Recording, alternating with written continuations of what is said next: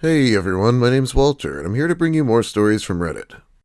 Okay, I wasn't sure what to call this because every story is from a different subreddit, so I think I'll go with upsetting Reddit stories. Or something like that.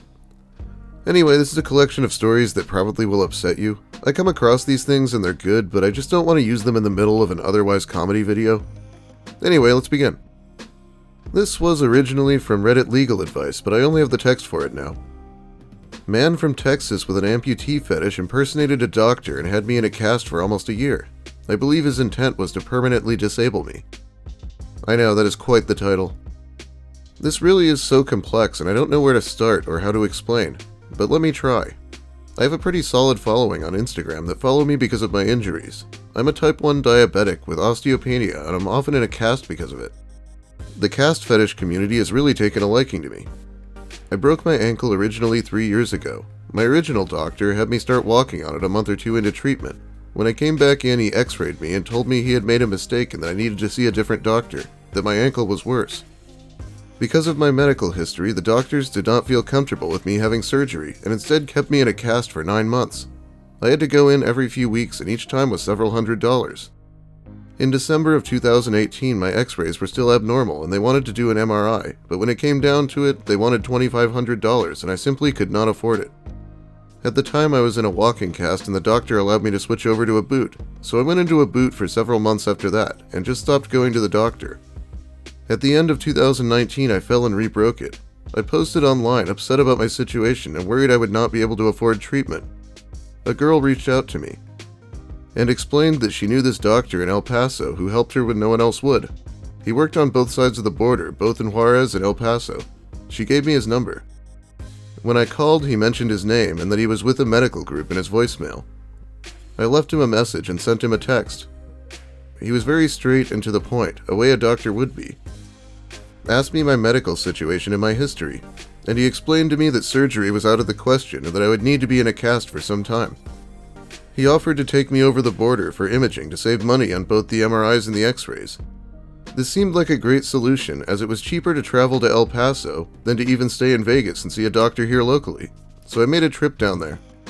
I travel for work so it wasn't a big deal to do so.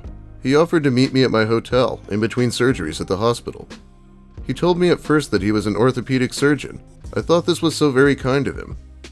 We met and he reviewed the last x-rays that I took in Vegas and explained to me that it was going to be another long breaking process like I had before. He told me the best thing we could do was put me in a long leg cast for 6 months.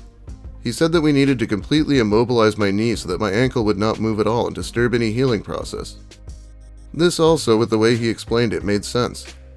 He showed up to the room in scrubs with a doctor bag. Nothing seemed weird or out of place at the time.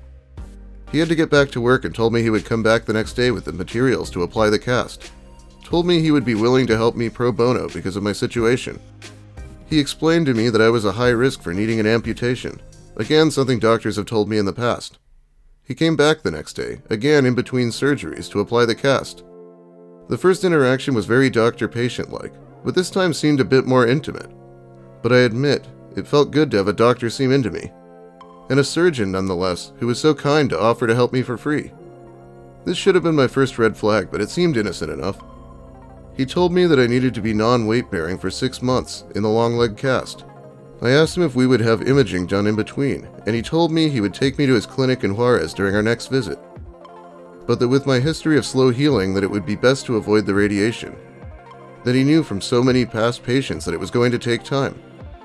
After he applied the cast, he mentioned how tired he was, and he wasn't looking forward to going back to surgery.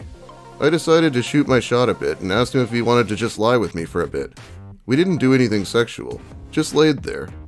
But there was a major spark. And at some point he accidentally said I love you.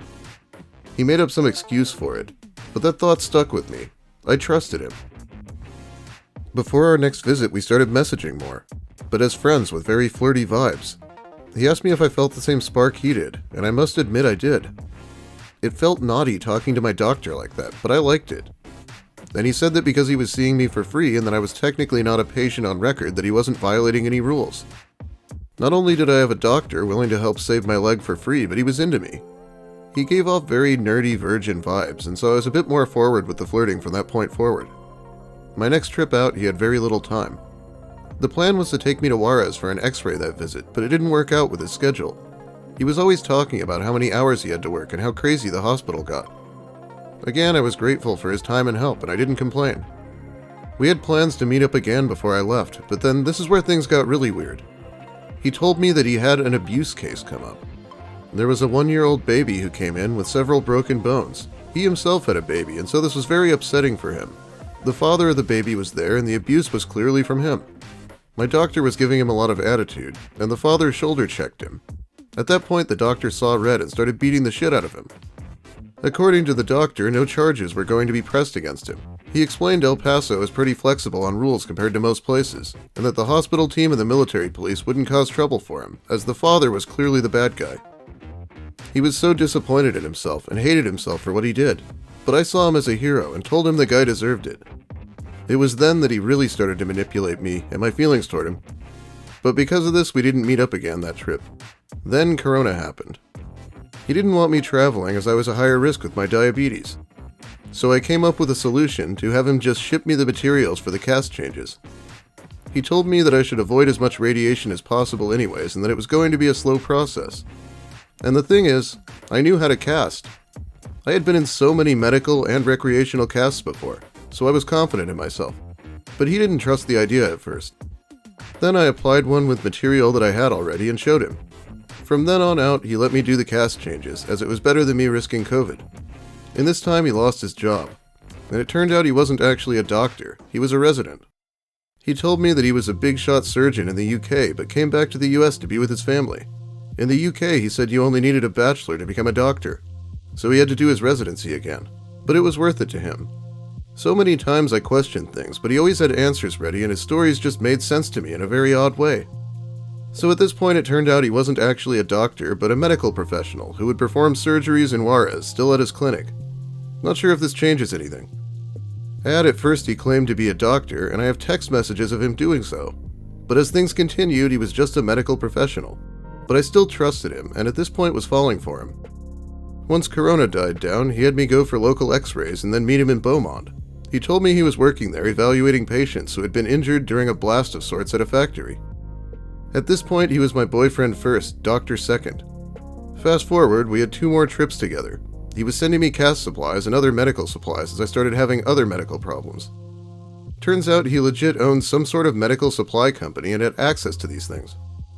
But I think they were things that only a doctor should be able to get, like IV Zofran and the kind of pill bottles they have at the pharmacy. He sent me Wellbutrin, Zofran, gabapentin, and other medications and became my doctor for not only my leg but other medical issues as well. During this time I was hospitalized several times for cyclic vomiting syndrome, but the medication he sent actually helped me. The amount of stuff he sent me I thought only a doctor could have access to. I never really questioned that he was lying to me, because every time I did for a moment, he did something that would click in my head to be real. Fast forward, it's been 8 months so far that he had me in a cast, not walking at all. My leg has completely shriveled up and is extremely weak at this point. During our last trip, I found out that not only is he married, but he was not and never has been a doctor. That he has an amputee/stump fetish, and according to his wife, he has tricked 8 other girls into thinking he was a doctor. He has been hospitalized several times in the psych ward, which I knew, but he told me it was just for depression. But I'm not sure if he actually thought he was a doctor and was trying to help me while getting off with his sick fetish, or if he intended to hurt me in the end. During our time, he often told me that if I was amputated, that he would love me the same. He told me he would take me to Juarez to do the surgery himself so that it was done right and that he would take care of me.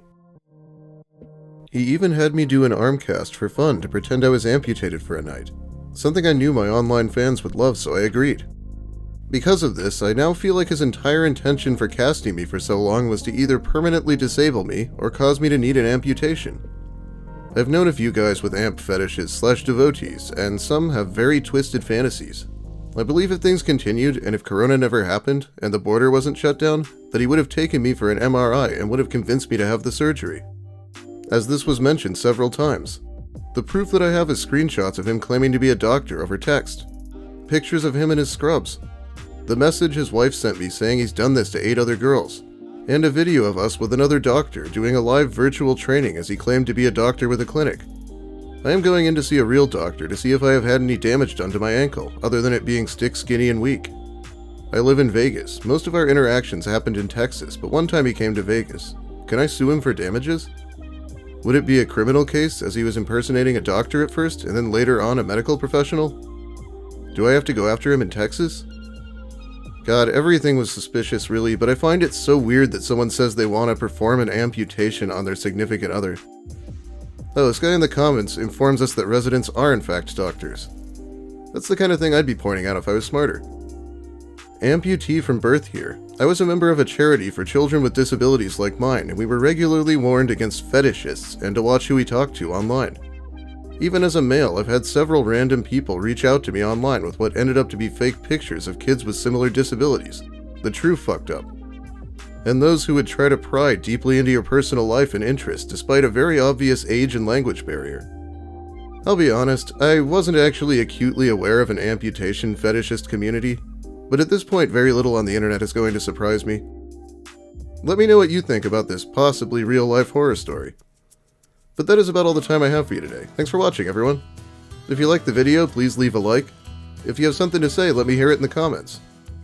I wasn't expecting this story to fill an entire video, but then it did, so this will be part 1 in a series if people are willing to watch it. I know I did less editing than usual, but I wasn't really trying to make jokes about it this time. So yeah, tell me if I should continue to cover stories like this in this basic format. If you're new here, make sure to subscribe for more of the same. YouTube tells me I now get negative subscribers on an average week. Eesh, when did that happen? Big thanks also to my generous patrons. It's also a potential way to help me out. Have a great day, everyone, and don't ignore the red flags. I know, he pretty much said I love you on a first date, too. That's a big one.